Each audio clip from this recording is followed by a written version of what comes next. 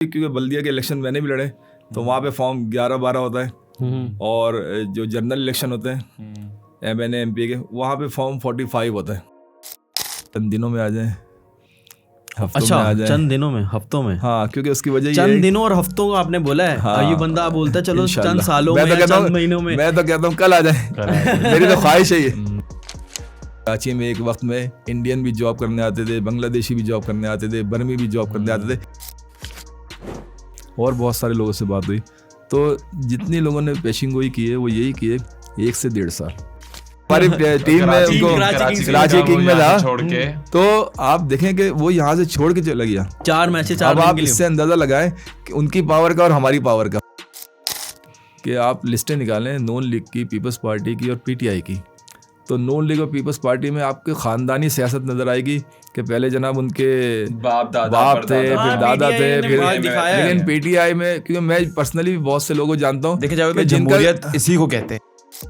जैसे गौर साहब की बात कर लें, शेर अफजल मरवा साहब की बात कर लें, फिर मोहम्मद अली साहब की बात कर लें, फिर अली गंडापुर साहब की बात कर लें, तो इस तरह के हमें नए चेहरे दिखे जो नज़र आए।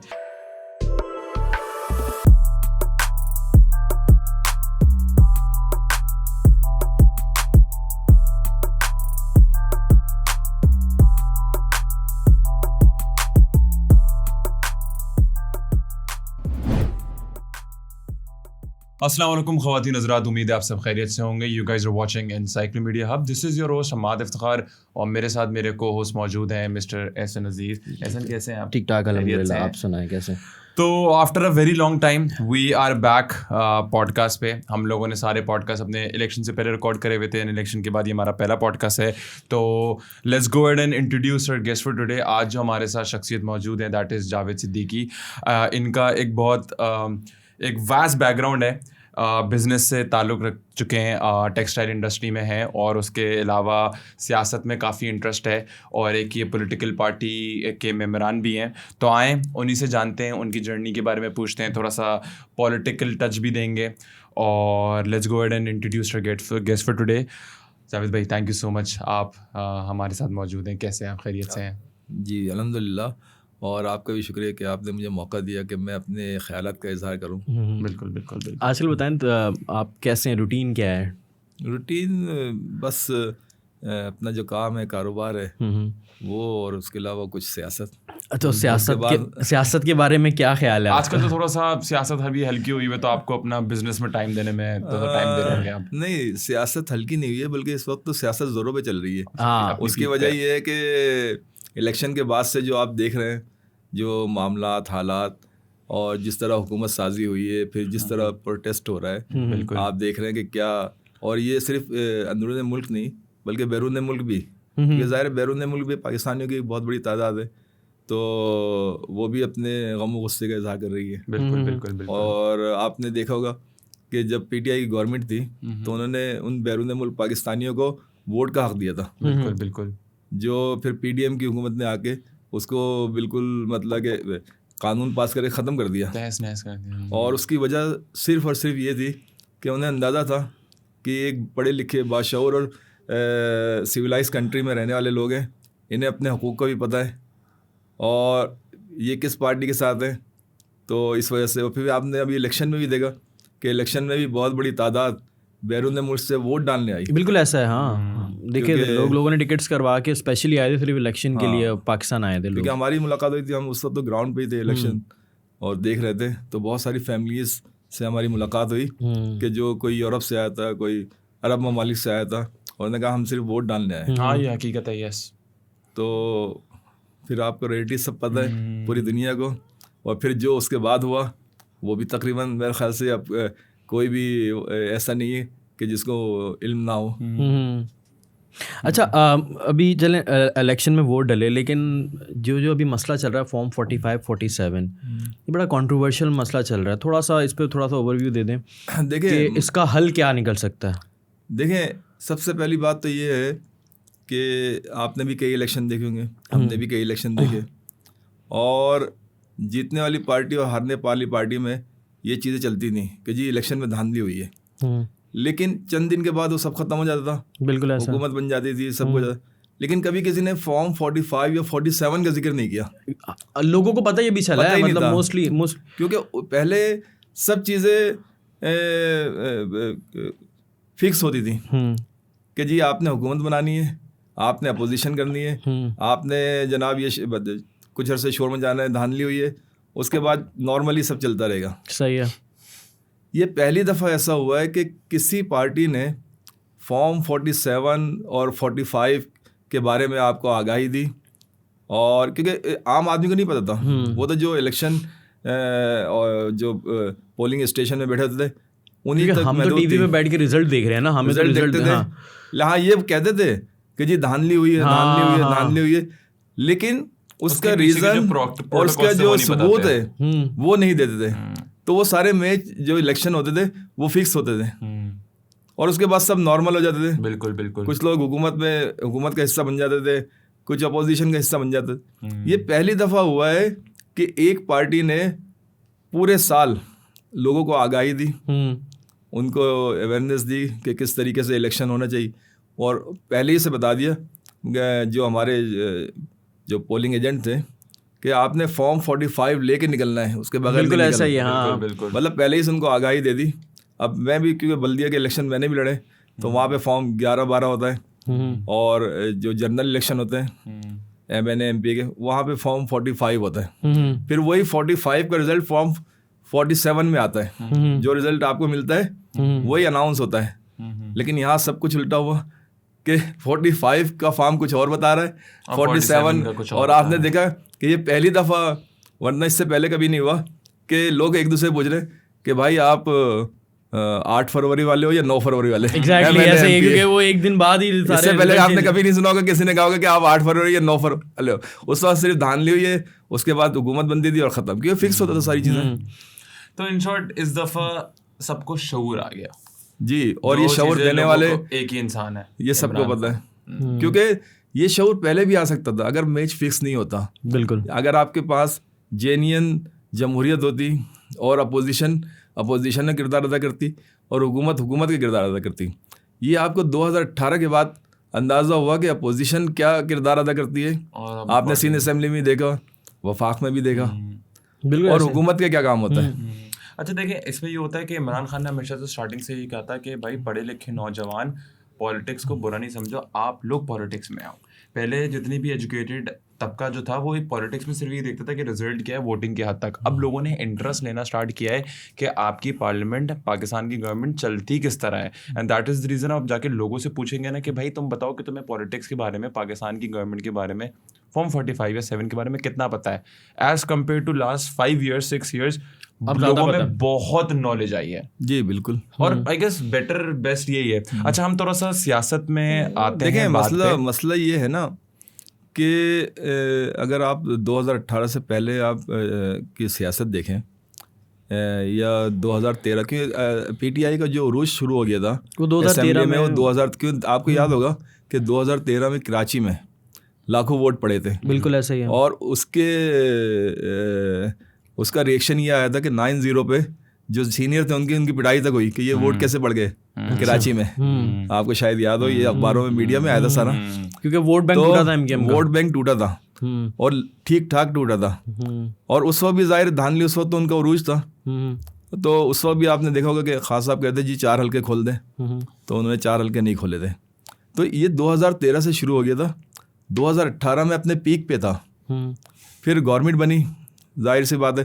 फिर अच्छा गवर्नमेंट जो बनी तो उसमें 2 अहम इशू थे। एक तो कोरोना आ गया था 2018 के बाद, 2019 में कोरोना शुरू हो गया था। एक FATF का मसला जो पिछली गवर्नमेंट से चल रहा था, आपने देखा होगा विकीलीक्स वगैरह और बहुत सारे जब स्कैंडल आए थे, तो जो इंटरनेशनल जो इदारे थे उन्होंने आपको कहा था कि जी आप को ग्रे लिस्ट में डाल दिया था FATF के कि जी आपके यहाँ मनी लॉन्ड्रिंग होती है, आपके यहाँ ये होता है। बहुत सारे चार्जेस थे, तकरीबन 30 के लगभग, कि आप इसके ऊपर अमल करेंगे तो फिर हम आपको ग्रे लिस्ट से निकालेंगे, वरना वो ब्लैक लिस्ट की तरफ लेके जा रहे थे। ये 2018 से पहले की बात है। बिल्कुल, और ये पिछली हुकूमतों के कारनामे थे। फिर PTI की गवर्नमेंट ने उन चीज़ों को ठीक ठाक किया, बहुत सारे कानून चेंज किए, जिसमें आप देखें बैंकिंग का सबसे ज़्यादा कि बैंक में जो है फिर आज आप जाते हैं कोई चेक कैश करवानी है कुछ भी, तो आपसे कई चीज़ें मांगी जाती हैं। जब अकाउंट खोलो जाते हैं, जब भी आपसे कई चीज़ें डिमांड की जाती। बिल्कुल, पहले तो अकाउंट बहुत आसानी से खुल लेकिन जाया करते अफसोस की बात ये कि जिसकी वजह से ये सारी चेंज हुई और जिन पे इल्ज़ामात लगे थे, आज वो मुल्क के सरबरा बन के बैठे हुए हैं।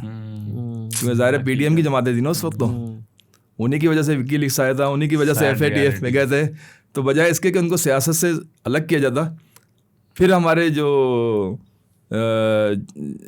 बंद कमरों में जो इजलास होते हैं उसमें फिर फैसला यही हुआ कि जो जिन्होंने पाकिस्तान को आलमी सतह पे बदनाम किया उनको दोबारा ला के बिठा दी जाए, और जिन्होंने आलमी सतह पे पाकिस्तान को एक अच्छे नामों से अच्छा नाम दिया उसको पाबंद सलासल कर दिया जाए। अच्छा जावेद भाई, थोड़ा सा मुझे ये बताएं कि पॉलिटिक्स ज्वाइन क्यों की हो आपने, और उसके पीछे क्या रीज़न, स्पेसिफाइड इमरान खान की तरफ आपकी क्यों? देखिए, मैं पॉलिटिक्स में नहीं था। ठीक है। मैंने जो अपनी शुरुआत की थी वो सोशल वर्किंग से की थी। और जब हम स्कूल में पढ़ते थे उस वक्त हमारे इलाके की एक मस्जिद, आपको पता है पहले मस्जिद के चंदे वगैरह बहुत सारे चीज़ें होती थी, उससे फिर कंस्ट्रक्शन होती थी। तो जामा मस्जिद अलहुदा बफर जोन, तो वहाँ पे जो ट्रस्ट के सदर थे बेग साहब, अल्लाह उन्हें जन्नत नसीब करे, तो वो हमें कहते थे कि जी आप मस्जिद के लिए चंदा इकट्ठा करें। हम लोग ज़ाहिर स्कूल में होते थे, उस वक्त इतनी कोई एक्टिविटीज़ या सोशल मीडिया तो था नहीं, तो हमने वहाँ से शुरुआत की। फिर उसके बाद बकरीद आती थी तो अब्दुल सत्तार ईदी साहब का जो ट्रस्ट था उसके लिए हम खाले वाले जमा करते थे। तो ये सोशल वर्किंग से मेरा स्टार्ट हुआ था। फिर बच्चों के जो प्रोग्राम होते थे 14 अगस्त 23 मार्च, तो हमारी एक एसोसिएशन बनी थी, यंग मैन वेलफेयर एसोसिएशन। तो उसके हम बच्चों के प्रोग्राम करते थे, क्योंकि निसाबी और गैर निसाबी सरगर्मियाँ दोनों अहम होती हैं। और फिर वहाँ पे बैतबाजी का मुकाबला, तकरीरी, मिली नगमे और बहुत सारी चीज़ें थी। तो वहाँ से शुरुआत की थी और वही चलता रहा। अच्छा, सियासत से कोई ऐसा लगाव था नहीं, देखते थे, पढ़ते थे अखबार, खबरें देखते थे। कोई दोस्त यार अगर कोई मतलब रिलेटिव्स मतलब आसपास या इलाके में हेल्प आउट वगैरह करना शुरू कर दिया था आपने इस तरह, मतलब? जी, ये सोशल वर्किंग थी सारी। ठीक है। क्या लोगों को मतलब ये कि जैसे अभी याद है रमज़ान आ रहे हैं, इसमें किसी का राशन कर दिया, जो भी अपनी इस्तिताअत के मुताबिक। और हमारी एक एसोसिएशन इल्म व फला के नाम से काफ़ी मतलब के अरसे से चल रही थी, तो उसके प्रोग्राम जो मेडिकल कैंप वगैरह हैं जी या राशन वगैरह वो डिस्ट्रीब्यूट करते थे। बाकी अपने इलाके में जो 23 मार्च 14 अगस्त के प्रोग्राम होते थे वो करते थे। बिल्कुल। बाकी सियासत से कोई ऐसा ख़ास लगाव नहीं था। तो फिर आपने पार्टी कब ज्वाइन करी? अच्छा, इसकी वजह ये हुई कि जो मुल्क के जिस तरह के हालात तेज़ी से जब इंतहाई ये कहना चाहिए कि ख़राब हुए 2009-10 में माशी तौर पे। हाँ। और अच्छा, फिर दूसरी बात ये कि उससे पहले जितनी भी पार्टियां थी तो उसके बारे में तकरीबन सब जानते थे कि जनाब ये लड़ती हैं, फिर हुकूमत साजी करती हैं एक साथ, फिर जब इलेक्शन आते हैं फिर नई प्लानिंग देती हैं, नए ख्वाब दिखाती हैं, लेकिन इनकी सियासत एक ही है। यानी हर इलेक्शन में ये कहते हैं कि जी अब हम जो करेंगे आपको इंसाफ घर तक पहुंचा देंगे। तो इंसाफ अदालतों में मुश्किल से मिलता है, घर तक कैसे पहुंच जाएगा? तो इसलिए कि सियासत में कभी आने का हुआ ही नहीं इत्तेफाक। लेकिन जब PTI जब खान साहब ने अपनी ये वेव शुरू करी, एक तरह से की, और जब लोगों को आगाही दी और बताया और प्रोग्राम किए, आपको पता उन्हें काफ़ी मुश्किलात हुई।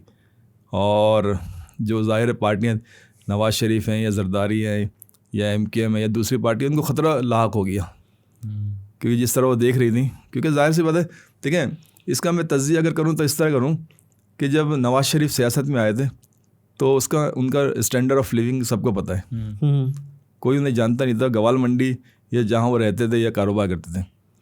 इसी तरह जरदारी साहब भी कोई बहुत बड़े सियासतदान नहीं थे। अच्छा, अल्ताफ़ भाई आए थे, वो अजीज़ाबाद में मिडिल क्लास से के तबके से ताल्लुक़ रखते थे। तो ये खान साहब जब सियासत में आए थे वो पहले तो से वेल्दी थे, पहले ही से वो सही है एक हीरो के तौर पे। और मेरी कुछ लोगों से बात होती थी पुरानी, जो आजकल अमेरिका में, लंदन में, ख़वातीन से भी जो हमारी, तो उस वक्त भी वो ख़वातीन और मतलब जेंट्स दोनों में एक सा मशहूर थे। तो लेकिन उन्होंने वो लाइफ छोड़ के सिर्फ पाकिस्तान के लिए और पाकिस्तानी अवाम के लिए एक जद्दोजहद शुरू की। तो फिर आपका इंटरेस्ट उनकी वजह से? तो फिर इंटरेस्ट हुआ कि यार एक बंदा जब अपनी आसाइशें छोड़ के, वरना उनके लिए क्या कमी थी। बिल्कुल ऐसा ही है। फिर जो उनकी शादी जब उस वक्त हुई थी तो वो भी एक बड़ी रिच फैमिली से थी इंग्लैंड की, और आपको पता है कि जिस तरह उनके हालात हुए, फिर जिस तरह वो गई, तो पहले उन्होंने खान साहब को कहा कि आप इंग्लैंड में चले, मेरे साथ रहें, सियासत छोड़ दें, लेकिन वो मानने के लिए तैयार तो ये एक इतना बड़ा स्टेप था कि इसके लिए मेरे ख्याल से हर पाकिस्तानी को सोचना चाहिए कि कोई भी अपने बच्चे, अपने फैमिली को नहीं छोड़ता मुल्क के खातिर। अच्छा, आप क्या कहते हैं 1998 में जापान गए थे, तो आपका जापान में कैसा एक्सपीरियंस रहा? जापान का एक्सपीरियंस बहुत अच्छा था। और जैसे कि जब जहाँ भी जो भी मुल्क तरक्की करता है तो उसको अफरादी क़ुव्वत की ज़रूरत होती है, तो फिर पाकिस्तान, बांग्लादेश, इंडिया, यूरोप, हर जगह से लोग जापान गए थे, तो उसी में हम भी जापान गए। अच्छा, जापान का कल्चर कैसा लगा? मतलब पाकिस्तान और जापान बहुत अच्छा। देखें जापान में हमारे कुछ दोस्तों ने शादियाँ की हुई। सही है। तो जाहिर सी बात है, नेशनलिटी के चक्कर में भी जाहिर सी बात है, हर आदमी चाहता है, जो अमेरिका जाता है वो चाहता है अमेरिका में शादी हो जाए ताकि वहाँ पे, और ऊपर से वहाँ वो खूबसूरती डिफरेंट है ना। हाँ, अच्छा, फिर दूसरी बात ये है कि अमेरिका में तो खैर एक तवील अरसे से पाकिस्तानी जा रहे हैं, लेकिन जापान में ये 80 और 90 की दहाई में जाना शुरू हुए थे। तो वहाँ पे ज़ाहिर कोई पाकिस्तानी तो था नहीं कि जिससे फैमिली से शादी करते, वहाँ तो जापानी से ही शादी कर सकते थे। तो और ये कि वहाँ पे आपको पता है इस वक्त सिविलाइज मुल्कों में नंबर 1 है। बिल्कुल ऐसे ही। और करप्शन बिल्कुल ज़ीरो है। और हमने देखा है जापानीज जो है सफाई में बड़ा ख्याल करते हैं। मतलब अगर याद है वो एक वर्ल्ड कप का मैच हुआ था वहाँ पे, मतलब लोगों ने मतलब जो अपना डस्ट वगैरह 2002 में हुआ था, मैं वहीं पे था जापान जैसी कौम कोई नहीं है। 1945 में वर्ल्ड वॉर 2 के बाद जापान का क्या हाल हो गया था। और आप देखें उन्होंने अपने आप को किस ग्राउंड से कहाँ अपने आप को लेके आए, और उससे ज़्यादा डिसिप्लिन कोई कौम जापान की नहीं है। और अभी दुनिया में जापान का जो पासपोर्ट है वो number 1 second most, second number 1 पे सिंगापुर का है, सेकंड पे जापान का है, थर्ड पे लग्जमबर्ग है। तो इतना उनका क्या कहते हैं पासपोर्ट इतना वैलिड है, इतना स्ट्रॉन्ग है। ने अभी जैसे सवाल किया कि नंबर 1 है सिविलाइजेशन और दूसरी चीज़ें, डिसिप्लिन में अगर आप जापान की तारीख देखें तो समुराई जो लड़ते थे, ये आप इनकी देखें, ये जजीरा नुमा जापान कहलाता है क्योंकि जजीरे बहुत सारे इसमें। अच्छा, लड़ने भिड़ने में आपको पता है कि ये हिटलर के इत्तेहादी थे, दूसरी जंग अजीम में हिटलर के ये इत्तेहादी थे। अच्छा, फिर इन पे जब एटम बम गिरा और जब इन्होंने तबाही देखी अपनी, तो उसके बाद इनके माइंडसेट पूरा चेंज हो गया। बिल्कुल।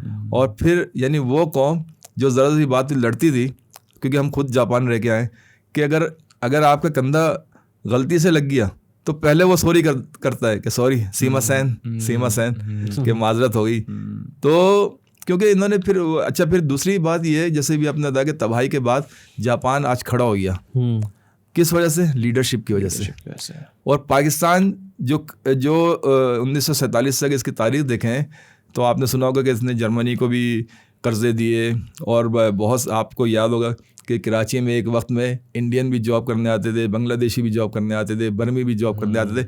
एवन जापान के लोग को उससे भी पता चला वहाँ पे कि 1950 की दहाई में शायद या 60 की दहाई में जापानी भी यहाँ पे जॉब के लिए आ चुके हैं। नहीं, पाकिस्तान पहले बहुत। उसके अलावा आपने देखा होगा कि सदर में रशियन स्टॉल लगा के पैराडाइज होटल के साथ बैठती थी। अच्छा, तो ये जो रशिया की आज़ाद रियासतें और बहुत सारी जो है, तो ये था पाकिस्तान। और अब क्या हो गया? और उसकी वजह सिर्फ और सिर्फ एक है, लीडरशिप। कि लीडरशिप इसे नहीं मिली वो जो मिलना चाहिए, और जो लोगों को कौम और मुल्क के साथ मुखलिस हो। और अब 2024 में एक उम्मीद बनी थी लोगों को, तो उसका जो हाल हुआ है वो भी आपने देख लिया। कहते हैं ना जापान जो है वो फ्यूचर में रह रहा है। जापान जो है वो टेक्नोलॉजी में, इनोवेशन में even it's better than US. और हम जो हैं वो प्रेजेंट में भी क्या, हम तो पास में हैं। अभी मैं रिसेंटली पीछे कोई एक न्यूज़ देख रहा था जापान की एक ट्रेन है जो कि एक सिटी से मेन सिटी में आई गेस टोक्यो कोई ओस्लो था उसमें आती थी।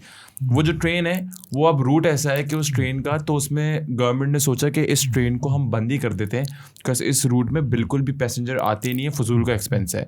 बट उस ट्रेन में सिर्फ एक खातून थी, वो सफ़र करती थी, शी वॉज अ स्टूडेंट, जो अपने घर से मेन सिटी तक, सिर्फ एक खातून।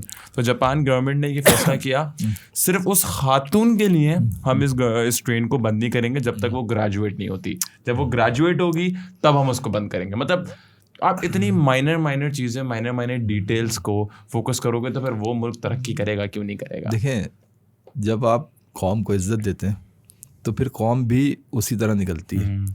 अब देखें, आपने जो अभी वाक़या सुनाया, हम यहाँ पे अब उसमें उस खातून जब वो नहीं, ये तो वोट को इज्जत दो। देखें हमारे में और उनमें यही फ़र्क है कि हमारे यहाँ जो अभी चली थी वोट को इज्जत दो, वो काबिलियत को इज्जत देते हैं, वोट को नहीं। वोट तो जाहिर है इलेक्शन में डालना होता है सबने, लेकिन वहाँ पे वोट को तो इज्जत जो होती है वो होती है। लेकिन मैं आपको एक अपनी छोटी सी एक जो मेरे जहन में है कि अगर यहाँ पे ये तब्दीली हो जाए तो शायद मुल्क सही हो जाए। उसकी वजह ये, एक तो सूबे बन जाए, जो सूबे आपने बनाए हुए ज़्यादा बन जाए, मतलब सूबाई खुद मुख्तारी तो आपने दे दी 18वीं तरमीम के तहत, लेकिन एक मिसाल है, अब 12 करोड़ का एक सूबा आपके पास है और बाकी 3 सूबे 12 करोड़ के अलग है। तो बजाय इसके सबको अगर इक्वल कर दें, सबकी जो वोट हो, तो कोई किसी को किसी शिकायत नहीं होगी यार हुकूमत तो वहाँ से बनती है, तो ये खुश होंगे तो मेरी हुकूमत बन जाएगी। तो अगर ये होने लगा तो लोगों की जेबें बढ़ना बंद हो जाएंगी। दूसरी बात ये कोटा सिस्टम, देखिए हमेशा जो भी जिस मुल्क ने भी तरक्की की है उसने किसी कोटे की वजह से नहीं की, काबिलियत की वजह से की है। सही है, बिल्कुल। आज आप देख लें बांग्लादेश है, आज 71 की बात है कि जब हमने उसको अपने से जुदा किया तो वो कहाँ आ गया? उस पे जो इल्ज़ामात उस वक्त थे कि जनाब ये तो हमारे ऊपर बोझ हैं और ये तो ये, आज उन्होंने अपने मुल्क को कहाँ से कहाँ पहुँचा दिया। इसका मतलब ये हो कि और हम 2% के भी नहीं हो गए, मतलब वो 2% नहीं, वो 2% के थे, हम 3.5% के इस वक्त हो गए। मतलब अच्छा, फिर उन्होंने वो 2% 50 साल तक उसको ऊपर नीचे नहीं आने दिया, मतलब 2% पे रहे और उसके बाद वो बराबर हुए, बराबर के बाद अब वो 3.5% हम आ गए 3.5% क्योंकि हमारी करेंसी। अभी जिस तरह हमने बांग्लादेश की बात करी, आपका तो वैसे ही क्या कहते हैं जो आपका कारोबार है वो थोड़ा टेक्सटाइल इंडस्ट्री है, तो थोड़ा सा बताएंगे पाकिस्तान की टेक्सटाइल की इंडस्ट्री की क्या पोजीशन है, कहाँ थी, और अगर उसको बांग्लादेश से कंपेयर, और अगर इमरान खान के दौर में देखें तो एक टेक्सटाइल इंडस्ट्री में बूम आया था, मतलब एक बहुत बड़ा बूम आया था। और वो तो खैर हल्का सा ट्रेंड होता है, वो तो डिक्लाइन की तरफ से शुरू से। असल में जिस वक्त कोरोना था उस वक्त बूम आया था और आपको पता है दुनिया के सारे कारोबार तकरीबन बंद हो गए थे, इंपोर्ट एक्सपोर्ट ख़त्म हो गई थी। लेकिन क्योंकि 2 चीज़ें, चाहे कोई भी हालात हो, एक कपड़ा पहनना इंसान नहीं छोड़ सकता और एक खाना, बिल्कुल ये 2 चीज़ें चलती हैं, सही है। अच्छा, दूसरी बात ये कि उस वक्त हमारे जो, अगर आप इंडस्ट्री के जाके सर्वे करें, मालूमात करें, तो उस वक्त जो लोन दिया था गवर्नमेंट ने, वो पहले क्योंकि आम नॉर्मली जो बिजनेसमैन लोन लेता था बैंक से, वो 18-20% पे या 16% पे लेता था। आप अगर रिजल्ट निकालें उस वक्त ये मालूमात करें तो उस वक्त कोरोना में 5% पे उन्हें लोन मिला था और बिजनेसमैन ने उसका भरपूर फ़ायदा उठाया और भरपूर रिजल्ट दिया। क्योंकि आपने देखा फैसलाबाद की जो इंडस्ट्री बंद थी, लू में जो बंद थी, वो भी स्टार्ट हो गई थी जी। बंद फैक्ट्रियाँ भी चलना शुरू हो गई थी और तकरीबन PTI के पूरे दौर तक ही चलता रहा।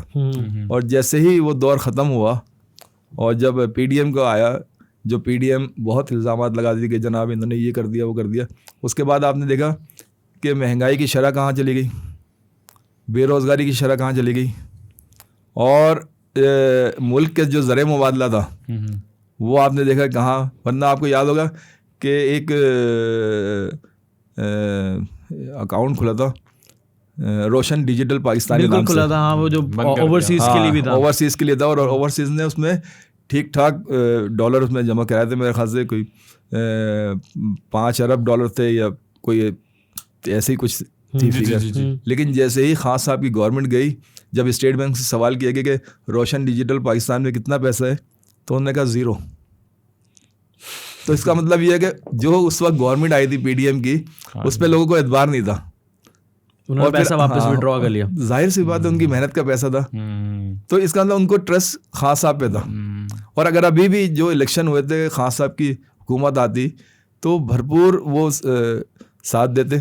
और आपने अभी एक शाहिद खान साहब जो पाकिस्तान के सबसे बड़े बिजनेसमैन और नंबर 1 है, उनके आपने असासे देखे होंगे। ये जो प्राइम मिनिस्टर भी रह चुके हैं, एक्स प्राइम नहीं एक्स प्राइम मिनिस्टर, वो बाहर उनके बिजनेस है सारे। तो अभी मैं पढ़ रहा था, क्योंकि आजकल तो सोशल मीडिया के दौर है, सब चीज़ें मालूमात की दस्तरस हर आदमी के पास है। बिल्कुल। तो उनके पास इतना पैसा है कि पाकिस्तान की गवर्नमेंट वो आराम से चला सकते हैं, लेकिन वो पाकिस्तान में कारोबार नहीं करते, बाहर करते हैं।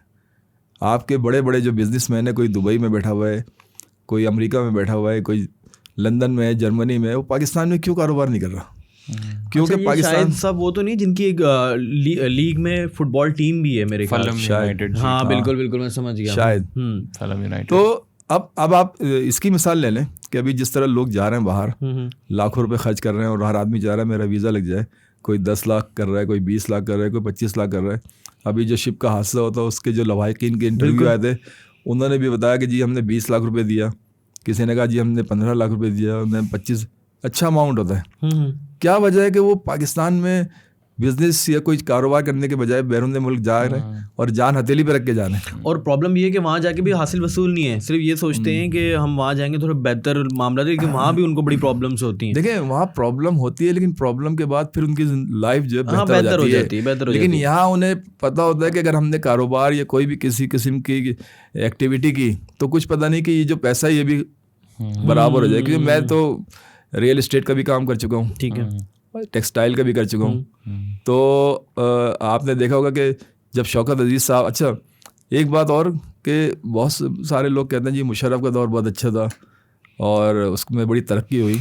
तो ये मैं उस वक्त भी कहता था और अभी भी कह रहा हूँ कि अगर पाकिस्तान की तबाही देखी जाए तो शुरुआत वहीं से हुई थी, शौकत अजीज़ की पॉलिसी से। देखिए उस टाइम पे नो डाउट था, चीज़ें बेटर थी, डॉलर आएगा। अच्छा मैं बताऊँ, प्रॉब्लम ये है कि हमारी आवाम ये भी सोचती है कि अब जैसे अभी इस वक्त एक ये हुकूमत चली ना, इससे पहले इमरान खान को हम गालियाँ दे रहे थे। एक एग्जाम्पल, सही बात है, जो कि जब इमरान खान की हुकूमत थी कि नवाज शरीफ अच्छा था, कि नवाज शरीफ के टाइम पे पेट्रोल सस्ता था। अब कहते हैं इमरान खान का दौर अच्छा है। तो ये चलता हुआ आ रहा है कि लोग पास को, आपकी बात सही है, ये लोगों के जो आप बता रहे हैं।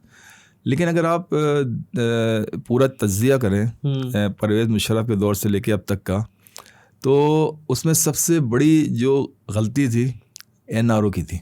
ठीक है, कि मुशर्रफ साहब बड़ी बड़ी बातें करते थे, लेकिन उन्होंने आखिर में आके अपनी सदारत बचाने के लिए उन लोगों को NRO दिया कि जिसकी वजह से मुल्क तबाही के दहाने पर पहुंच गया और फिर वापस आ गया और फिर हुकूमतें बना तो अच्छा। फिर दूसरी बात ये थी कि जब प्रॉपर्टी का जो गेम शुरू हुआ था शौकत अजीज़ के दौर में, आपने देखा कि 2-2 लाख के प्लाट 5-5 के हुए, फिर 10-10 के हुए, फिर 20-20 के। और आज आप देखें कि प्रॉपर्टी ख़रीदना आसान काम नहीं है, क्या रेट है, और एक मिडिल क्लास इसमें पिसा सबसे ज़्यादा। उसके अलावा आप देखें कि आप इंडस्ट्री में जाएंगे, बिजनेस कम्युनिटी में जाएंगे, तो वहाँ अक्सरियत किराए पे बैठी है। बिल्कुल ऐसा ही है। तो आपके एक तो पेट्रोल महंगा हो गया, गैस महंगी हो गई, बिजली महंगी हो गई, पानी इंडस्ट्री को आपके मिलता नहीं है, वो भी ख़रीद के इस्तेमाल करते हैं। फिर वहाँ पर रेंट, अब ये सब कॉस्टिंग में आते हैं। अब आपकी कॉस्टिंग इतनी ज़्यादा हो गई है कि वो ऑर्डर जो पहले आप लेते थे आसानी से, अब वो बांग्लादेश, इंडिया और मलेशिया लेते हैं। क्यों? क्योंकि उनकी कॉस्ट, अब एक ऑर्डर निकलता है, कहते हैं जी हमें 10 दर्जन ये टी-शर्टें चाहिए या बेडशीटें चाहिए और हमारे $3 रेट हैं। तो जब बिजनेसमैन कैलकुलेशन करता है तो 3.5 तो उसे घर में पड़ रही है, तो वो कैसे वो ऑर्डर पकड़ ले? बिल्कुल ठीक। तो इस वजह से वो सारे ऑर्डर दूसरे मुल्क ले जाते हैं। जो अभी इस अब बांग्लादेश है, अभी वो तो उसका ज़्यादा पुरानी तारीख थोड़ी है इंडस्ट्री की, उसकी तो अभी की है। लेकिन उन्होंने बिजनेसमैन को सपोर्ट किया, यहाँ पे चीज़ों को कंट्रोल किया। यहाँ पे असल में अफसोस इस बात पे कि यहाँ पे जागीरदारों को सपोर्ट करते हैं। बिल्कुल, क्योंकि वो टैक्स फ्री है। यानी बिजनेसमैन टैक्स देता है और जागीरदार उसका फ़ायदा उठाता है। किस तरह उठाता है कि आप देखें पूरी सियासत में उनका होल्ड है, हर जगह वो लोग। एक तो वो टैक्स नहीं देते, फिर जब उनके लोग मिनिस्टर बनते हैं करते हैं, तो वो जो करप्शन करते हैं वो अलग है और उनकी हकीकत। यस। अच्छा जावेद साहब, एक बड़ी मुझे एक बात बताएं, इमरान खान वापस आ रहे हैं इंशाल्लाह? कब तकरीबन कोई प्रेडिक्शन है, कितने टाइम में वापस? इसके बारे में तो अभी कुछ नहीं कह सकते, हो सकता है कि चंद दिनों में आ जाए। हफ्तों अच्छा, में आ जाए, चंद दिनों में, हफ्तों में। हाँ, क्योंकि उसकी वजह चंद दिनों और हफ्तों का आपने बोला है। हाँ, ये बंदा बोलता है चलो चंद इंशाल्लाह। सालों में, चंद महीनों में। मैं तो कहता हूँ कल आ जाए, मेरी तो ख्वाहिश है ये, लेकिन कल आ जाए। थोड़ा सा आइडिया तो होगा ना। नहीं, असल में मसला ये है कि कई पहले से हो रहा है कि अब आ रहे हैं, लेकिन क्योंकि जाहिर सी बात है जो अच्छा, ये भी कह रहे हैं कि इमरान खान साहब आना ही नहीं चाहते, वो मज़े में हैं, वो खुश हैं, ये इस तरह की चीज़ें भी आ रही हैं। नहीं, देखें, चाहे जितनी भी आसाइशें हों, कैद ही होती है। बिल्कुल, चाहे बहुत ही आसाइशें हों, लेकिन कैद होती है और आज़ादी होती है। तो ये तो कोई नहीं चाहता कि मैं कैद में रहूँ, लेकिन जो शराइत और जो मुतालबात आज़ादी के लिए लोग चाह रहे हैं, जो ये इस्टेब्लिशमेंट कह लें, जो भी कह लें, वो उस पर तैयार नहीं है। आपको पता आप है, ये कह रहे हैं कि एस्टेब्लिशमेंट चाह रही है कि वो बाहर आ जाएं, आज़ाद शराइत पे, शराइत हमारी शर्तों पे बाहर आ जाएं, कि जी इसको नहीं कहें, तो एहतिजाज नहीं करें, एहतिजाज नहीं करें। तो चाहेगी अच्छा है जेल में रहे, उसको 20-30-35 साल की सज़ा हो गई है, तो वापसी तो है ही नहीं इमरान खान की, वो क्यों चाह रही है? नहीं, एक सवाल देखें, मसला देखें बाहर नहीं, मसला ये है कि बाहर आप देख रहे हैं कि हुकूमत करना मुश्किल हो गई। सही है, क्योंकि जब तक वो अंदर रहेंगे इसी तरह एहतिजाज होता रहेगा वक्फे से, जैसे और जिस तरह भी हो रहा है पार्लियामेंट्स में, फिर पार्लियामेंट में भी शोर होगा, फिर बैरून मुल्क पाकिस्तानी जो हैं, जाहिर है उनका भी वो लीडर है। एग्जैक्टली। फिर जब यहाँ से वफूद जाएंगे, अक़वाम मुत्तहिदा के प्रोग्राम होते हैं, ये जो भी इंटरनेशनल सेमिनार वगैरह होते हैं, तो उसमें जो बैरून मुल्क पाकिस्तानी है वो भी अपना गुस्सा उतारेंगे। तो इन सब कुछ चीज़ों को देखते हुए वो चाह रहे हैं कि कोई कंप्रोमाइज़ कहीं ना कहीं हो जाए। जिस तरह IMF का आपने देखा कि IMF ने जब कर्जा की शर्त लगाई थी, तो उसमें एक ये शर्त थी कि खान साहब जब इस एग्रीमेंट पे साइन करेंगे तो आपको कर्जा मिलेगा। तो उस कर्ज के लिए आपने देखा कि 200 मुकदमात भी कर दिए, किस तरह बनी गाला का मुहासरा किया, किस तरह वहाँ पे कारकुनों को किया। तो ये सारा प्रेशर होता है कि जी मेरी बात आप मान जाए, वरना ये होगा। अच्छा, हुकूमत कब तक चलेगी जावेद भाई? देखें, हुकूमत की मेरी भी बहुत सारे लोगों से बात हुई, और बड़े अभी हमने पिछले दिनों जस्टिस वजीउद्दीन अहमद साहब से भी बात की, जो chief justice Sindh high court भी रह चुके हैं, सुप्रीम कोर्ट के भी जज थे, और बहुत सारे लोगों से बात हुई। तो जितने लोगों ने पेशिंग गोई की है वो यही की है 1 से 1.5 साल।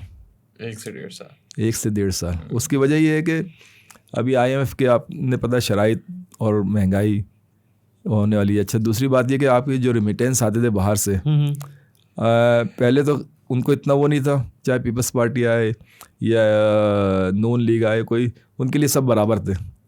लेकिन अब उनका माइंडसेट चेंज हुआ है।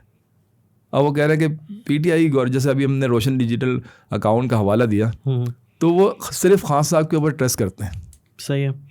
अब आप देखें कि उन्होंने यहाँ पे जो पैसा बिजनेस में लगाते थे अक्सर बेशतर बाहर के लोग, प्रॉपर्टी में ख़ास तौर पे, वो भी उन्होंने रोक दिया। अब वो सिर्फ अपने घर के जो खर्चा है घर वालों का, उसके अलावा वो कोई पैसा नहीं भेज रहे। आपने सुना होगा कि बल्कि वो कह रहे हैं कि अब हम यहाँ आने ही नहीं चाहते, अब हम वहीं मुस्तकिल रहना चाहते हैं और वहीं कारोबार करेंगे। वरना पहले एक जैसे हम गए थे, मैं भी गया था, तो जब थोड़ा सा टाइम गुजरता है घर वालों की भी याद आती है, पाकिस्तान की भी याद आती है, फिर वो रमज़ान का जो एक माहौल होता है, ईद का होता है, वो सब चीज़ें याद आती है, बंदा बोलता है बस उड़ के पहुँच जाऊँ। बिल्कुल। लेकिन अब हालात ऐसे होते हैं कि ऐसा लग रहा है कि वो यहाँ से निकलने के लिए जल्दी कर रहा है, आने के लिए नहीं कर रहा। ये तो हकीकत है। तो अब बहुत चेंज आ गई है सोचों में। अच्छा जावेद भाई, मुझे एक बात बताएं, जो अभी हमारी पंजाब की वज़ीर आला बनी है मरीम नवाज साहब, अच्छा एक चीज़ मुझे समझ नहीं आती, लोग इमरान खान को, अच्छा ये मेरा एक पर्सपेक्टिव है, मुझे ऐसा लगता है, फील होता है कि जिस तरह वो उनकी वीडियोज़ आ रही हैं, स्कूल जा रही हैं और वो कर रही हैं, पुलिस स्टेशन जा रही हैं, जहाँ भी जा रही हैं उनकी वीडियोज़ लग रही हैं सोशल मीडिया पर। जब शहबाज शरीफ साहब प्राइम मिनिस्टर बने थे पहली बार, तो उनका भी कुछ ना एक वेव, एक आध महीना वो दिखा रहे हैं, अगर वहाँ जा रहे हैं, ग्वादर जा रहे हैं, तो वो उनकी वीडियोग्राफी चल रही है, सोशल मीडिया पे अपलोड हो रही है। तो ये एक कॉन्सेप्ट क्या है कि ये, मुझे ऐसा लगता है कि इमरान खान की कॉपी करने की कोशिश करते हैं या इमरान खान की तरह बनने की कोशिश करते हैं? देखें, ये अब आपने मरीम नवाज का जिक्र किया, तो वो इमरान खान नहीं, वो बेनज़ीर बनने की कोशिश कर रही हैं, क्योंकि उनकी भी एक पर्सनैलिटी थी, और इमरान खान तो बन ही नहीं सकती। तो अच्छा, फिर शहबाज शरीफ जब आए थे, तो वो भी चीफ मिनिस्टर पंजाब रहे हैं, तवील अरसे तक रहे हैं। बिल्कुल। तो कहने का मकसद ये है कि अभी जब आपने देखा कि इतने तवील अरसा, बल्कि वो आपने उनके बयानात भी सुने होंगे कि वो अपने आप को हुक्मरान ख़ानदान कहती थी कि जी हमारे साथ ज़्यादती हो रही है, हुक्मरान ख़ानदान के साथ ज़्यादती हो रही है। क्योंकि जाहिर सी बात है 40 साल से ये हुकूमत देखें, अगर आप तज्ज़िया करें तो पीपल्स पार्टी, नून लीग, MKM, फजलुर रहमान, ये सारी पार्टियाँ देखें, ये सारे हुक्मरान इसलिए होते थे कि इनको कहीं ना कहीं एडजस्ट किया जाता था। मिसल कराची में MKM थी, इसको सिंध गवर्नमेंट में एडजस्ट किया जाता था, वफाक में एडजस्ट किया जाता। इसी तरह फजलुर रहमान साहब थे, उनका गढ़ KPK था, वहाँ उनकी मिनिस्ट्रियाँ मिलती थी। उसके अलावा जो है वफाक में, तो इनका सारा जो लाइफ गुजरी है वो सरकारी खर्च पे गुजरी है। अब इन्हें सबसे ज़्यादा परेशानी ये है कि वो सरकारी खर्च बंद हो गया, वो मराद बंद हो गई, तो जाहिर सी बात है जिसकी आदत पड़ जाए तो फिर तकलीफ तो होती है ना। तकलीफ होती है, बिल्कुल सही तो अब मरियम साहबा गई, चीफ मिनिस्टर थी, और चीफ मिनिस्टर का जो प्रोटोकॉल होता है, जो टीचर वहाँ के होते हैं वो भी, लेकिन बच्चे तो कहते हैं ना मन के सच्चे, बच्चे मन के सच्चे। क्या नारे लगे थे ये स्कूल में? नहीं, पहले स्कूल में लगे थे, उन्होंने कहा जी सबसे पॉपुलर लीडर कौन है। उन्होंने सोचा कि शायद ब्रीफ कर दिए गए कि मरियम नवाज का नाम लेना है, पता चला बच्चों ने इमरान खान का नाम ले दिया। तो अभी कल मेरे ख्याल से HSN कॉलेज में भी वो चीफ गेस्ट थी, लेकिन उन्हें पहले ही इतना मिल गई कि वहाँ पे तो खास साहब जिंदाबाद के नारे लग रहे हैं, क्योंकि जाहिर सी बात है प्रोटोकॉल वाले तो पहले पहुंच जाते ना चीफ गेस्ट से। तो उन्होंने वहाँ का, अच्छा यही आप देखें काकड़ साहब के उसमें भी हुआ था, जब काकड़ साहब वज़ीर आज़म थे। तो ये एक अच्छा पॉजिटिव सिग्नल है कि आपकी जो यूथ है वो थोड़ा सा, मतलब ये है कि वो थोड़ा सा इस प्रेशर से आज़ाद हो गई कि जी इसको अच्छा कहना, इसको बुरा कहना। तो आपने ये देखा कि काकड़ साहब के दौर में भी ये होता, जब वो विज़िट किया उन्होंने तालीमी इदारों का, तो वहाँ भी इमरान खान, देखें तालीमी इदारे जो होते हैं वहाँ जो लोग पढ़ रहे होते हैं वो बाशऊर होते हैं, वो किसी गाँव गोट के किसान या कमी नहीं होते। तो उनकी सोच में चेंज आई है, और इसी वजह से इन्होंने अपने 40 साल दौर में एजुकेशन को प्रमोट नहीं किया। सिंध हो, चाहे वो पंजाब हो, चाहे वो खैबर पख्तूनख्वा, बल्कि खैबर पख्तूनख्वा में तो वोट भी नहीं डलते थे। लेकिन आज आप देखें जब PTI की गवर्नमेंट रही वहाँ पे 10 साल, आज वहाँ एजुकेशन रेशियो बहुत ज़बरदस्त हो गया। और आपने देखा हेल्थ कार्ड और ये सब चीज़ें, मतलब कि सेहत की फैसिलिटीज़, एजुकेशन की फैसिलिटीज़, फिर रोज़गार, तो ये सब चीज़ें हैं जिसकी वजह से लोगों ने KPK में, अच्छा KPK में क्योंकि आपको वहाँ का एटमॉस्फेयर का अंदाज़ा है कि वो जज्बाती लोग हैं, तो वहाँ पे हमारा इलेक्शन कमीशन उस तरह धांधली नहीं कर सका जिस तरह उसने बाकी सूबों में की। वो तो खैर वो आप सारे वहाँ के अफजल मरवत साहब की उनकी वीडियो मुझे याद आ गई, वो जब फॉर्म 45 नहीं मिल रहा था तो उन्होंने बोला था कि 2 घंटे का टाइम देता है और 1 घंटे में आ गया, अगर आ गया तो ठीक, वरना यहाँ दंगल होगा। तो इसलिए अच्छा, फिर दूसरी बात ये कि आपको पता है कबायली इलाके और जो दूसरे जो है पट्टी, वो भी एक अरसे से हालत जंग में है, जैसे अफगानिस्तान की तरह। तो अब जब जो हालत जंग में होता है वो डरता कहाँ है? सही बात है, उसके जज्बे खुल जाते हैं। तो वहाँ आप देखें कि इलेक्शन कमीशन वो रिजल्ट नहीं दे सका जो उसने बाकी 3 सूबों में दिए। अच्छा जावेद साहब, इमरान खान की अब जो करंट पार्टी है, हालांकि मैं कहूँगा कि ये प्रॉपर जो टीम A है वो टीम A नहीं खेल रही, मतलब जूनियर टीम खेल रही है, टीम C कह लें एक तरह से। पहली A टीम तो छोड़ चुकी सही है, B टीम जो आई वो बंद है, साइड पीछे थी, इलेक्शन कैंपेन्स में वो नजर नहीं आए। C टीम ने सारी चीजें संभाली और किस तरह उभर गया। जैसे अब ऐसा लगता है जैसे इमरान खान ने एक विजन डाल दिया लोगों के अंदर, और अब जो है क्या कहते हैं कई इमरान खान पैदा हो गए। बिल्कुल, जैसे गौहर साहब की बात कर लें, शेर अफजल मरवत साहब की बात कर लें, फिर मोहम्मद अली साहब की बात कर लें, फिर अली गंडापुर साहब की बात कर लें, तो इस तरह के हमें नए चेहरे दिखे जो नज़र आए। आप देखें पार्टी की जो प्रमोशन है उसका अंदाज़ा आपको इस बात से होता है कि नहीं, गौहर साहब पहले भी वकील थे, बिल्कुल पहले भी काबिल थे। अफजल मरवत साहब वो भी पहले भी उनमें वही सलाहियतें थी जो आज हैं, सिर्फ उनमें ऐड किया हुआ है PTI। क्योंकि आपने देखा इलेक्शन के दौरान या 1 साल के दौरान जितने भी प्रोग्राम आपने चैनलों पे देखे होंगे और जो बाहर लोग आपस में एक दूसरे से गुफ्तगू करते थे, उनका सारा जो सियासी दायरा होता था वो PTI के बगैर नामुकम्मल था। जब तक PTI के बारे में ना कहा जाए, इमरान खान के बारे में कोई सवाल ना किया जाए, वो प्रोग्राम की रेटिंग आप देख लें और अब देखें तो ये सब चीज़ें काउंट होती, जाहिर सी बात है। आप तज्जिया किस तरह करते हैं, इसी तरह करते हैं ना आप, कि किसकी क्या रेटिंग है, चैनल की क्या रेटिंग है। जी। तो अब आप देखें कि वो सहाफ़ी जो खान साहब पे तनकीद करते थे, आज वो भी खान साहब के मोतरिफ हैं। आज वो भी उनको कह रहे हैं कि ये सही सियासत कर रहे हैं। और बहुत सारे जो एंटी पार्टियां थी, आपने देखा कि वो भी जब उनका रिज़ल्ट आया और तो वो भी खान साहब की पॉलिसियों की तारीफ़ करने लगे। तो ये सब चीज़ें होती है, इसके लिए एक तवील जद्दोजहद थी। और लीडरशिप मेन होती है, लीडर और लीडरशिप होती है।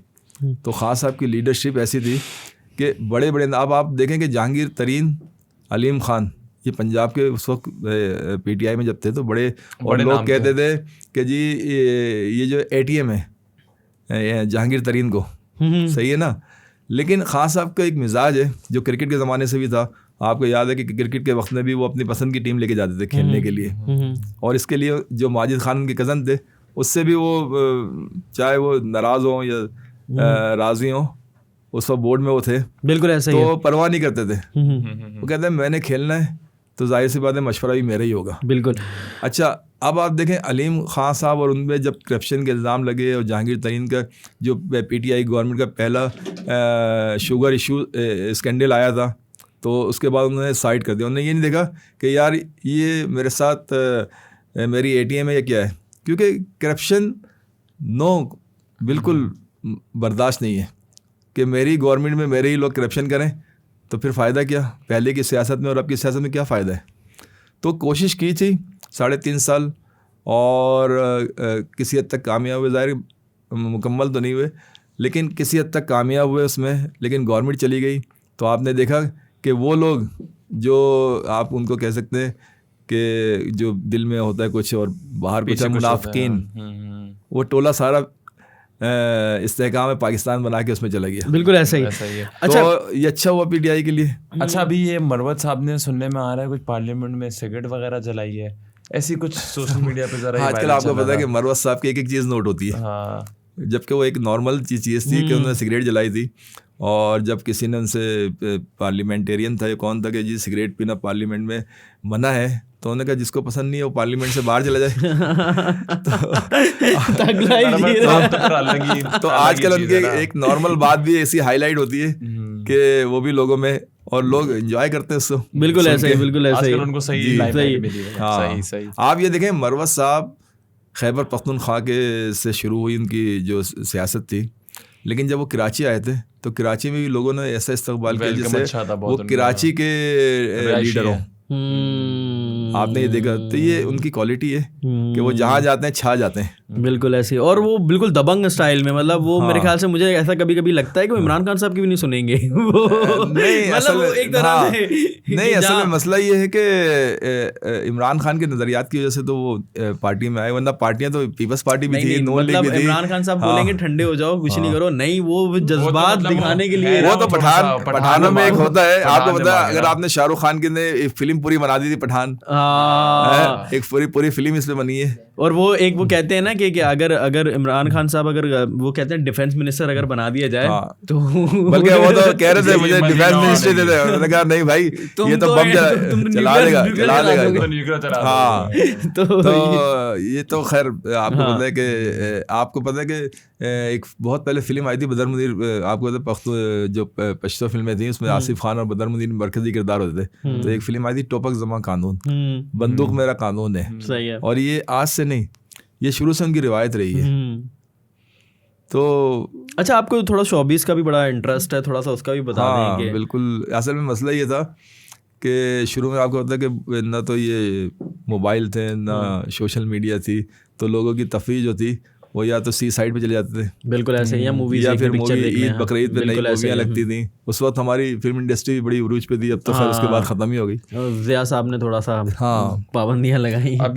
अभी जिस तरह आपने देखा था, अभी माशाल्लाह बोल रहा हूँ, अंबानी की शादी में हमारे जनाब GDP से ज्यादा पैसा लुटाया गया। बिल्कुल। और इंडस्ट्री के टॉप सोशल मीडिया के दुनिया के किंग्स, और सोशल मीडिया के को इन्वेंट करने वाले, कंप्यूटर बनाने वाले लोग जो इंडिया में उस शादी में शामिल थे। बल्कि एक हमारा खिलाड़ी जो खेल रहा था कैरन पोलार्ड हमारा खिलाड़ी नहीं था, नहीं, वो था मतलब हमारी टीम में कराची उनको कराची किंग में था छोड़ के। तो आप देखें कि वो यहाँ से छोड़ के चला गया। 4 मैचेस 4 अब आप इससे अंदाजा लगाएं कि उनकी पावर का और हमारी पावर का। सही बात है, नहीं, नो डाउट। मतलब अच्छा सीखना चाहिए फिर नहीं, हम जिस दिन हमने सीखना शुरू कर दिया ना, उस दिन हालात चेंज हो जाएंगे। क्योंकि देखें अभी आप देखें ना कि इतना सब कुछ होने के बाद आप देखें कि इलेक्शन में अवामी जो राय थी उसका किस तरह तौहीन की गई, उसको किस तरह चेंज किया गया। तो हम कहाँ सीखे? अगर हम सीखे होते तो आज हम जिसके जो जीता था उसको हुकूमत देते। और अब फिर उसकी जो पॉलिसियाँ होती हैं, जो भी उसकी हुकूमत का ये क्या कहना चाहिए कि अच्छा बुरा जो भी इम्पैक्ट आता है कौम पे। क्योंकि मैं अक्सर ये कहता हूँ कि जो भी हुकूमत होती है, अगर आप जाते हैं हॉस्पिटल और अच्छा माहौल आप वहाँ पे देखते, आप फिर उसको वोट देते हैं। बिल्कुल ऐसा ही। आपका रोज़गार लगता है, आप बेरोज़गार हैं या महंगाई कम होती है, तो फिर आप अगले इलेक्शन में उसी के मुताबिक वोट देते हैं। बिल्कुल ऐसा ही। तो अगर ये सिस्टम हमारे यहाँ जैसे जमहूरी मुल्कों में होता है शुरू हो जाए, तो हमारे सारी चीज़ें निज़ाम सही हो जाएगा, चेंज हो जाएगा। लेकिन हमारे यहाँ पसंद और नापसंद की जनाब चंद लोगों को खुश करते हैं, उसके बाद आप वजीर भी बन सकते हैं, सदर भी बन सकते हैं, सब कुछ बन सकते हैं। तो वो चंद लोगों के इर्द गिर्द कहानी घूम रही है। एक सवाल है कि इमरान खान साहब के बाद जो है चेयरमैन जो है गौहर साहब को बनाया गया, और अब आने वाले टाइम में पीटीआई का क्या एक माइंड है, क्योंकि उन्होंने अभी SIC को ज्वाइन किया हुआ है, क्या अभी उन रिजर्व सीट्स ही मिल रही, तो क्या थोड़ा सा उसका ओवरव्यू बता दें कि क्या करने वाली? पीटीआई की जो पॉलिसी थी वो तो बिल्कुल वाज़ेह थी एहतसाब की। और आपने देखा कि पिछले 1-1.5 साल से जो कुछ पीटीआई के साथ हुआ है, तो जो हमारे जो ये कहना चाहिए कि इदारों के जो अफसरान थे, जैसे चाहे वो इलेक्शन कमीशन हो या किसी कोई भी पुलिस हो, या तो उन्हें पता था कि अब जैसे अभी खैबर पख्तूनख्वा में आपने देखा बिल्कुल कि जो चीफ मिनिस्टर साहब थे उन्होंने बयान दे दिया कि जनाब मैं अपने साथ होने वाली ज़्यादती माफ़ कर दूंगा, लेकिन कारकुनों के साथ। तो अब सबके दिलों में ये कहते कि हमने जो इतना आपने देखा कि चाहे मर्द हो चाहे बच्चा हो ख़वातीन हो, बिल्कुल तो देखें हमारा एक माशरा जो है वो इस्लामी जमहूरिया पाकिस्तान है, हमारा एक कल्चर है जिसमें ख़वातीन। अच्छा फिर आप देखें कि जंग के दौर में भी ख़वातीन और बच्चों को पनाह दी जाती है। बिल्कुल आपने जंगों का सुना होगा कि चाहे वो शुरू से ले लें जब इस्लाम आया था या बाद में ले लें, तो ख़वातीन बच्चे हुए। लेकिन अभी 1-1.5 साल में जो हुआ है वो भी आपने देखा, हमारे सामने सारी चीज़ें। तो फिर आप अंदाज़ा लगा सकते हैं, क्योंकि किसी भी फैमिली की जो एक इज्जत और एक अना होती है वो उसकी फैमिली होती है। आप सब चीज़ें माफ़ कर सकते हैं अपने साथ जैसे होता है ना आमतौर पे, लेकिन अगर आपकी बहन या कोई बच्चा, तो वो फिर आप हमेशा आपके दिल में रहती है चीज़। बिल्कुल बिल्कुल। इलेक्शन लड़ने का इरादा है अभी आने वाले टाइम में?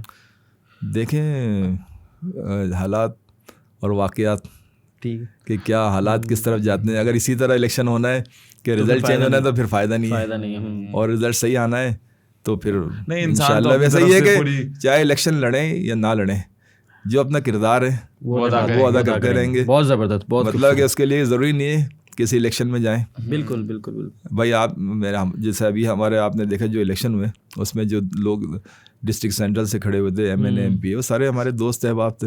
हाँ, सपोर्ट तो ऐसी बात है बनती है, हमारी सपोर्ट उनके साथ कल भी थी, आज भी है। बिल्कुल बिल्कुल। जावेद साहब, इस पॉडकास्ट को रैप अप की तरफ जाएंगे। मेरा आखिरी सवाल ये है कि पाकिस्तान की पॉलिटिक्स जो है वो किस डायरेक्शन में जा रही है? देखें 2018 के बाद डायरेक्शन सही हो गई है, सिर्फ कुछ लोगों का सही होना है। मतलब ये है कि कुछ इदारे, जैसे अभी आपने इलेक्शन कमीशन के जो देखा, उन्होंने जिस तरीके से इलेक्शन करवाए जिस तरह, तो हम आपके तकरीबन जितने भी इदारे हैं उसको सबको आपको नए सिरे से स्टार्ट लेना पड़ेगा ताकि कौम और मुल्क के हालात, क्योंकि देखिए अभी आप देखें कि जो इलेक्शन हुए थे उसमें आपने सुना होगा कि MNA MP ने करोड़ों अरबों रुपए खर्च किए। अब आप क्या समझते हैं कि करोड़ों अरबों रुपए खर्च करने के बाद कोई ईमानदारी से काम करेगा? बिल्कुल ठीक। अभी आप देखें हमारे जो अभी जो इलेक्शन में हमारे जो लोग जीते थे उनका सबसे कम खर्चा आया। क्यों? ना तो उन्हें कोई जलसा करने दिया, ना कोई बैनर पोस्टर लगाए। उन्हें ज़्यादा से ज़्यादा पम्फलेट डोर टू डोर जाके या सोशल मीडिया पे जो चलाए, बस सब पाकिस्तान की सबसे बड़ी जमात उभर के आ गई। वो उसकी वजह ये है कि लोग ना आपके पास सिंबल कुछ भी नहीं था। आपका लीडर आपका जेल के अंदर बैठा हुआ है। तो ये एक मतलब दुनिया में एक ये मिसाल है हकीकत। मतलब पाकिस्तान की बात नहीं, ये दुनिया में कि किसी के साथ इस तरह किया जाए और फिर वो जो रिजल्ट आए वो उसके इतने फेवर में चले जाए कि वो 2/3 की मेजोरिटी में अकेला हुकूमत बनाने के लिए रेडी हो, और फिर जिस तरह रिजल्ट चेंज हुआ, मतलब ये भी दुनिया में कभी नहीं हुआ कि इतनी इलेक्शन 8 तारीख को और रिजल्ट जो है 9 तारीख को बदल तो गया। ये भी नहीं हुआ दुनिया में। तो ये दुनिया के लिए एक मिसाल है, पूरी दुनिया के लिए, कि किसी पार्टी ने इतनी प्रेशर के लेते हुए इलेक्शन लड़ा और उसके साथ कुछ भी नहीं था, लेकिन उसके बाद उसने जो रिजल्ट दिया वो तकरीबन 75 से 80% उसके फेवर में आया। जो पहले सर्वों में जितने भी सर्वे हो रहे थे उसमें भी आपने देखा कि यही रिजल्ट आ रहा था जो इलेक्शन में आया। चलें जाते जाते मैं आखिरी बात यही करूंगा कि अल्लाह पाक जो भी हुकूमत में आए, जो भी हम मुख्तलिफ लोग आए, चाहे वो PTI हो, चाहे वो कोई भी पार्टी हो। अच्छा, आप देखेंगे, आप ये देखें कि मैं अक्सर प्रोग्राम में कहता हूँ कि आप लिस्टें निकालें नून लीग की, पीपल्स पार्टी की और PTI की। तो नून लीग और पीपल्स पार्टी में आपके ख़ानदानी सियासत नज़र आएगी कि पहले जनाब उनके बाप थे, फिर दादा थे, फिर लेकिन PTI में, क्योंकि मैं पर्सनली बहुत से लोगों को जानता हूँ, देखा जाए जमहूरियत इसी को कहते हैं, जिनका ख़ानदान का कोई फ़र्द कभी सियासत में था ही नहीं, ना कभी कोई MNA बना, ना MPA बना, मतलब डिस्ट्रिक्ट सेंट्रल में जितने भी जो, और फिर यंग, बिल्कुल मतलब हमारे जो MNA MPA देखें, MPA ख़ास तौर पे कि अगर हम नॉर्थ कराची टाउन का लें तो यंग थे सारे, वजाद सिद्दीकी या सलीम गौरी। अच्छा, फिर आप हमारे नॉर्थ नाज़िमाबाद में आ जाए तो फैसल अली, सैफ बारी यंग है। फिर आप चले जाएँ गुलबर्ग में फौजिया सिद्दीकी और शेर ज़मान तो साकी की बात, ये सारे आप देखेंगे यंग है सारे, और इनकी फैमिली का कोई मेंबर कभी भी MNA MPA नहीं बना, तो टिकट उनको दिए गए। ऐसा ही है, तो वो एक जज्बा, एक विजन के साथ आ रहे हैं। ऐसा ही है, ये नहीं कि मुझे पहले से पता हो कि जी मैंने 2 करोड़ रुपए खर्च किए, 4 करोड़ रुपए खर्च किया, मुझे 10 करोड़ रुपए बनाना है। अच्छा, ये जो पूरा जो गेम खेला गया, इसके पीछे अगर आप जाएं तो एक बहुत आपको चीज़ मिलेगी कि अगर PTI उस अक्सरियत से असेंबली में आ जाती और हुकूमत बनाती तो आपको पता है मार्च में सेनेट के 50 अरकान मुस्तफ़ी हो रहे हैं, वो भी यहीं से मुंतखब होंगे MNA MPA से। तो सेनेट में भी अक्सरियत PTI की हो जाती अगर PTI गवर्नमेंट बनती, फिर सदर भी PTI का। तो यकीनन सेनेट वो यही चाह रहे हैं कि सेनेट में भी अक्सरियत उन्हीं की जाए, तो उन्हें ये शुबा था कि उसके बाद फिर हमें कोई बचा नहीं सकेगा। क्यों? क्योंकि कौमी असेंबली में भी इनकी अक्सरियत होगी, सेनेट में भी इनकी अक्सरियत होगी, सदर भी इनका होगा। तो पिछले दफ़ा जो 2018 की गवर्नमेंट थी उसमें आपने देखा कि हमें इधर उधर से लोग वोट्स लेने पड़े, MKM को, इसको बाप पार्टी को मिलाना पड़ा, लेकिन इस दफ़ा हम किसी को नहीं मिलाते। तो इस दफ़ा जो हमारा मंशूर था उस पर 100% अमल होना था, बिल्कुल और बाउंड नहीं होते। और यही इन्हें ख़तरा था कि इस दफ़ा अगर ये पावर से आ गए, बल्कि पिछली गवर्नमेंट में भी आपने खाकान अब्बासी और उनके बयान सुने होंगे कि अगर ये गवर्नमेंट 1 साल और रह जाती तो हम तो हमारे तो केसेस के सारे फैसले हो जाते। जो नैब के इन्होंने आते ही चेंज किए, 50 करोड़ से कम की करप्शन जो है वो नैब नहीं दे सकता, और बहुत सारी। और आपने देखा कि बाहर से लोगों ने आके चंद दिनों में अपने आप को क्लियर करवाया। बिल्कुल। तो इन्हें ये ख़तरा था कि अगर इनकी कौमी असेंबली में अक्सरियत हो गई, सेनेट में अक्सरियत हो गई, सदर इनका हो गया, तो इनका कोई भी बिल कोई रोक नहीं सकता, वो कानून बन जाएगा। और जब वो कानून बन जाएगा तो उस पर इम्प्लीमेंटेशन भी होगा। चल, अच्छा जाते जाते एक आखिरी सवाल। हाँ, एक रैपिड फायर करना, कर लो। खैर छोटा सा हमने एक रैपिड फायर बनाया आपके लिए, 2 चीज़ें पूछेंगे, उसमें से आपको एक सेलेक्ट करना है, PTI या फिर PMN नून। जाहिर सी बात है, इसमें तो बात ही नहीं। इमरान खान, नवाज शरीफ में भी इमरान खान ही होगा, अल्ताफ हुसैन या आसिफ अली जरदारी, दोनों में से कोई नहीं। एक तो आपको बेहतर लगता है। ये तो बड़ा मुश्किल सवाल है। मुश्किल सवाल ने तो सपोर्ट भी दिखाई है, नहीं वो तो सही है, लेकिन PTI की सपोर्ट दिखाई है, लेकिन अगर जवाब देना जरूरी है तो फिर लाजमी सी बात है अल्ताफ हुसैन। देखिए मैंने आसान कर दिया। मरियम, ये भी बहुत मुश्किल है, दोनों एक ही कैटेगरी के। तो अब ये सवाल, अब इसमें जो भी नाम ले वो बात एक ही है, क्योंकि उसकी वजह ये है कि देखें मरियम नवाज है, उसका भी एक पूरा बैकग्राउंड है। बिलावल जो है, हाफिज नईम साहब या मुस्तफ़ा कमाल। हाँ, ये सवाल आपने किया, इसमें ये है कि जवाब दिया जाता है कि जाहिर सी बात है हाफिज नईम साहब। फजलुर रहमान साहब या फिर और किसको ऐड कर, फजलुर रहमान साहब के साथ ऐड करना बड़ा मुश्किल हो गया, बनता ही नहीं है उनके साथ तो फिर सिराजुल हक को ही ऐड कर सकते हैं, फजलुर रहमान या सिराजुल हक, तो फिर सिराजुल हक, क्योंकि फजलुर रहमान को आप नवाज शरीफ के साथ नहीं कर सकते, जरदारी के साथ नहीं कर सकते, आजकल तो वैसे ही वो नाराज है। एक बड़ा कंट्रोवर्शियल सवाल कि शहबाज शरीफ ज़्यादा बेहतर वजीर आज़म है या नवाज शरीफ? बेहतर देखिए, शहबाज शरीफ का तो जो अरसा अभी गुजरा 1.5 साल का है वो ज़्यादा है ही नहीं, नवाज शरीफ का एक तवील दौर है, लेकिन बेहतर इसलिए नहीं कि इनके माइंड सेट एक ही हैं, दोनों माइंड सेट एक ही हैं, क्योंकि देखें कमीशन माफिया आपने देखा कि जिसका जो एग्रीमेंट अभी सामने आए के इलेक्ट्रिक के हो या किसी भी चीज़ के जो एग्रीमेंट आए हो, जो जिस तरह वो एग्रीमेंट हुए हैं डॉलरों की शक्ल में, उसकी शक्ल में, और जो आवाम के ऊपर इस वक्त के इलेक्ट्रिक जो बिलिंग कर रही है, अभी रेट बढ़ चुके हैं, गर्मी आने लगी हैं, और जिसकी वजह से आपकी इंडस्ट्री को नाकाबिले तलाफी नुकसान हुआ है। बिल्कुल, इंडस्ट्री पहले ही लोगों की हालत ज़ार आप देखें कि वो सबसे ज़्यादा बिजली के बिल आते हैं तो एकदम एक झटका लगता है। बिल्कुल, हाँ हकीकत है। तो ये सारे जो एग्रीमेंट्स थे, ये सारे जो 20-20 साल से ये कंपनियां यहाँ काम कर रही हैं, तो ये सब इन्हीं के खाते में जाता है। बिल्कुल। मतलब इमरान खान के ये कोई ऐसी कोई करप्शन या कोई ऐसी चीज़ निकाल ना सके, आपको भी पता है, लेकिन इनकी 10 चीज़ें निकल के सामने आ गई, तो आप अपनी कारकर्दगी पे गौर करें बजाय दूसरे पे उंगली। कहते हैं ना, एक उंगली अगर किसी की तरफ उठाए 4 उंगली आपकी तरफ, तो इनके साथ यही हो रहा है कि ये एक उंगली खान साहब की तरफ उठा रहे हैं, 4 उंगलियां इनकी अपनी तरफ जा रही हैं, और यही आवाम देख रही है। अच्छा जावेद साहब, जाते जाते एक्सपीरियंस विद एनसाइक्लोमीडिया, आप यहाँ आए, टाइम गुजारा, कैसा लगा आपको? बहुत अच्छा लगा, और बहुत देखें इस वक्त आपको पता है कि सोशल मीडिया का दौर है, और इस वक्त लोग शाम को घर जाके टीवी देखते नहीं है, बल्कि जहाँ बैठे होते हैं वहीं मोबाइल निकालते हैं और वो सब कुछ देख रहे हैं, और वो दुनिया से कनेक्ट हो गए। अक्सर मैं ये कहता हूँ कि इस वक्त की जो यूज़ है उसका माइंड सेट एक इस वजह से भी चेंज हो गया, वो देख रही है कि दुनिया कहाँ खड़ी है और हम कहाँ खड़े हैं। हकीकत है, मतलब कि हमारे पास पड़ोस के मुल्क हैं, वहाँ आपने देखा होगा कभी कि कहीं पानी के लिए एहतजाज नहीं हो रहा, कहीं बिजली के लिए एहतजाज नहीं हो रहा, या किसी बेसिक नीड्स के लिए।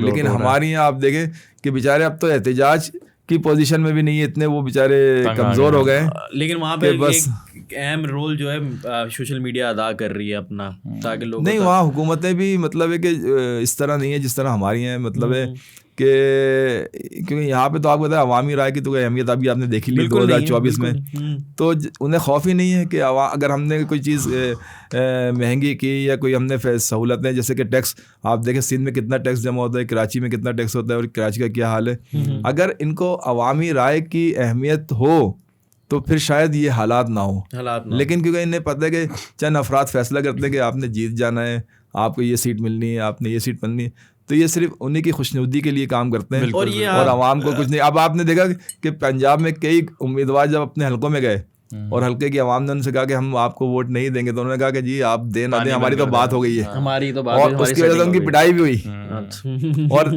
आपने देखा बाद में उनकी बात सही साबित हुई कि वाकई उनकी बात हो गई थी, अवामी राय से उनकी कोई।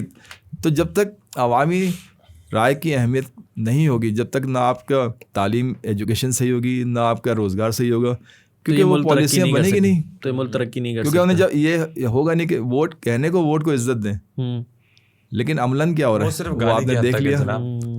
तो अब जो दूसरे मुल्क जो तरक्की कर रहे हैं उन्हें पता होता है कि अगर हमने सही काम नहीं किया, आज आप देखें मोदी साहब दूसरा उनका टर्म मेरे ख्याल से पूरा हो रहा है, अब तीसरा, और आपने देखें कि उन्होंने उसको कहाँ पहुँचा दिया कि अभी एक तो उनका 20 सनती ममालिक जो थे G20 उसका इजलास हुआ, ये वो कोई मामूली चीज़ नहीं है।